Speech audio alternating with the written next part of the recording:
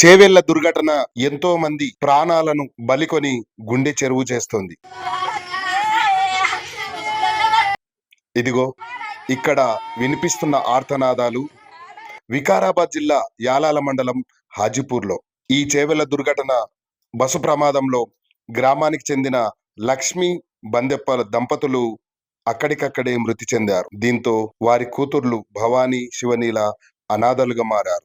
పూట గడవని ఈ కుటుంబాన్ని చూస్తే గ్రామమంతా జాలిపడుతున్నారు. అలాంటి పరిస్థితిలో ఉన్న బందెప్ప, లక్ష్మిలు అక్కడికక్కడే మృతి చెందడంతో భవానీ, శివనీల అనాథలయ్యారు.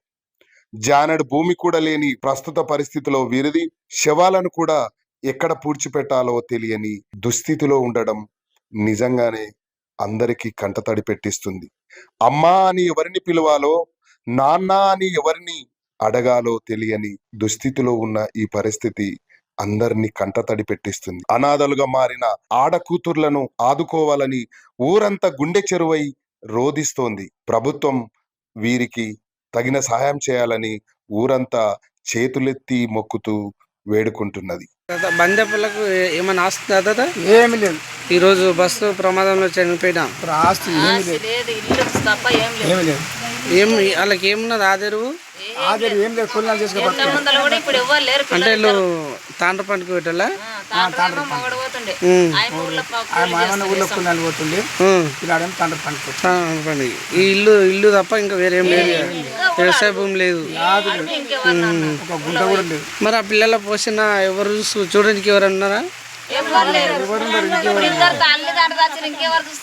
నేను కదండి. ఒకవేళ వాళ్ళ అవ్వ కానీ తాత కానీ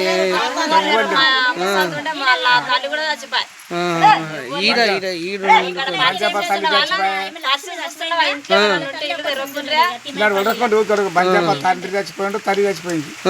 ఎవరు లేవు. మీరు చెప్తాను. అయితే పాపం అసలు ఎందుకు పోయిండు తాత హైదరాబాద్ కు? హెల్త్ బాగాలేకుంటే హాస్పిటల్ దాకానకు చూపెడుతున్నామని పోయిండ్రు. ఎన్ని రోజుల నుంచి హెల్త్ బాగాలేదు?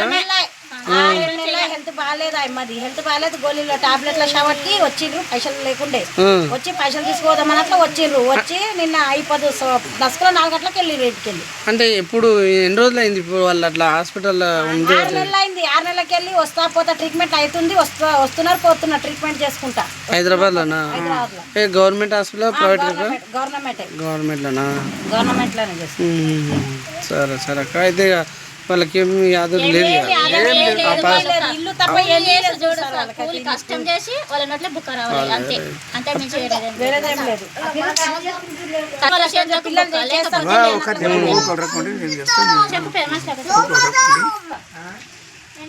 చూస్తూనే ఉండండి శ్రీ బలభీమ న్యూస్ ఛానల్.